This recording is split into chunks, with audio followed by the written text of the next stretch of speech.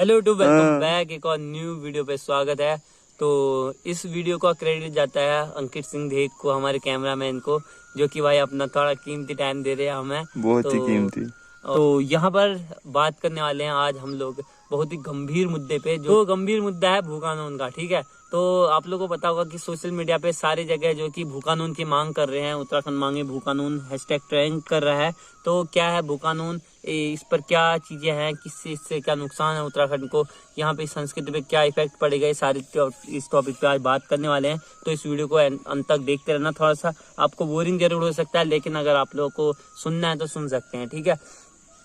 तो सबसे पहले बात करते हैं कि अगर सिक्किम और हिमाचल जैसे राज्यों के अंदर भू कानून लागू हो सकता है तो उत्तराखंड के अंदर क्यों नहीं, ठीक है। तो यहाँ पर भी मांग कर रहे हैं, क्योंकि हिमाचल के अंदर तो भाई 1972 में ही जो कि भू कानून लागू हो गया था। वहाँ के जो मुख्यमंत्री थे उस टाइम के, या फिर कहें जो प्रदेश अध्यक्ष थे, उनने जो है कि उस टाइम पे जो है कि इस पर जागरूकता दिखाई। उन्हें पता था कि कुछ समय के बाद ही हिमाचल के लोग पैसों के लालच में आकर के अपनी पैतृक जमीन को बेचना स्टार्ट कर देंगे, जिससे कि हिमाचल की संस्कृति खतरे में आ सकती है। तो इनने जो है कि भू कानून लागू करवा दिया था। हालांकि उस टाइम पे कोई जमीन नहीं खरीद सकता था, लेकिन 2007 में संशोधन हुआ उस चीज पे, और वहां पर जो है कि 15 साल लिमिटेशन कर दी हिमाचल के अंदर। अब कोई भी आदमी 15 साल रहेगा तब जा करके वो जमीन खरीद सकता था। लेकिन फिर उस पे दोबारा से संशोधन किया गया, और उस पे क्या किया गया कि वहां के लोग नाराज थे तो उसकी लिमिट को बढ़ा दिया गया। अब हिमाचल के अंदर ऐसी कंडीशन है कि जब तक कोई व्यक्ति 30 साल वहां पर नहीं रहेगा तब तक जो है कि वो वहां पर नहीं जमीन खरीद सकता कितनी भी, ठीक है। तो वहां पर उसको किराए पे रहना पड़ेगा तभी तक, जो भी है, ठीक है। अच्छा चीज है, वहां के लोगों को रोजगार भी मिल रहा है इससे, और लोग घूमने के लिए भी आ रहे हैं। और बाकी आपको पता है हिमाचल कितना पॉपुलर हो रहा है इसी वजह से भी, ठीक है। यहाँ पर उत्तराखंड के अंदर भी क्या है, वहाँ की संस्कृति तो सेफ होगी, अब यहाँ की भी खतरे में है, क्योंकि जो है कि 2002 पे जो भूमि खरीद की जो लिमिटेशन थी वो थी 500 वर्ग मीटर। तो अब लेकिन जो है कि उसको चेंज कर दिया गया सरकार बदलते बदलते 2007 में। और 2007 में क्या हुआ कि उसकी जो 250 लिमिटेशन कर दी गई, ठीक है। 250 वर्ग मीटर जो कि कम है, ठीक ठाक है। और ये हंसा रहा है मेरे को यार खाली फालतू में।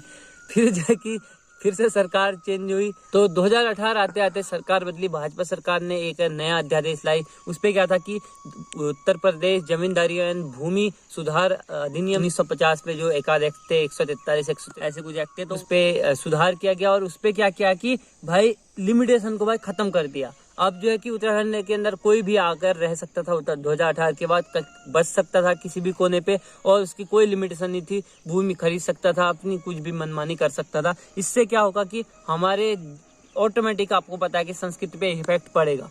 अगर आप नहीं समझे तो मैं आपको एक एग्जांपल देता हूँ। ये मेरा हाथ है, तो ये गाँव समझो मेरा, ठीक है। तो यहाँ पर जो है कि हमारी अलग संस्कृति है, अलग बोलचाल है, अलग रहन सहन है, और यहाँ पर सब कुछ अलग है, ठीक है। अपने अलग त्योहार है, सब कुछ एक अपने रीति रिवाज के हिसाब से होता है, जो कि उत्तराखंड के अंदर भी ऐसा ही होता है, गांव के हिसाब से समझो, ठीक है। तो यहाँ पर जो है कि बाहर के लोग आते हैं, देश के अलग अलग राज्यों से लोग आते हैं और यहाँ पर रहना स्टार्ट कर देते हैं, यहाँ जमीन खरीदते हैं, अपना घर बसाते हैं, फैमिली। और कुछ सालों में ऐसा होगा कि यहाँ के लोगों को ही रोजगार मिलना मुश्किल हो जाएगा, यहाँ पर जनसंख्या वाली बाढ़ आ जाएगी। और ऐसा होगा कि फिर यहाँ की संस्कृति भी जो है खतरे में हो जाएगी, क्योंकि मिक्सचर बन जाएगा, एक तरीके से कह सकते हैं कि खिचड़ी बन जाएगी। यहाँ पर अलग अलग जगह से लोग आएंगे, तो फिर जो होगा कि वो अपनी संस्कृति फॉलो करेंगे, अपनी करेंगे, जिससे कि यहाँ की जो एक देवभूमि उत्तराखंड की संस्कृति बनी हुई है वो खत्म हो जाएगी धीरे धीरे। ऐसे ही उत्तराखंड के अंदर भी ऐसा ही हो रहा है। गैरसैंण आपने सुना होगा, जिसको कि राज्य की राजधानी बनाने का काफी टाइम से मुद्दा चल रहा था, और हर समय इसकी पहल होती रहती है। तो कभी उसको राजधानी बनाने की सोचते हैं, तो कभी अलग मंडल बनाने की सोच देते हैं, ठीक है। यहाँ पर 2020 के अंदर इतना ज्यादा चेंज हो गया कि गैरसैंण के अंदर इतनी ज्यादा जमीन खरीदी गई है, आप लोग सोच नहीं सकते, ठीक है। वहां पर जो है कि लोगों को पता है कि कभी उत्तराखंड राज्य की राजधानी भी बन सकती है, तो इसलिए जो है कि वहां पर बहुत ज्यादा जमीन खरीदी जा चुकी है। और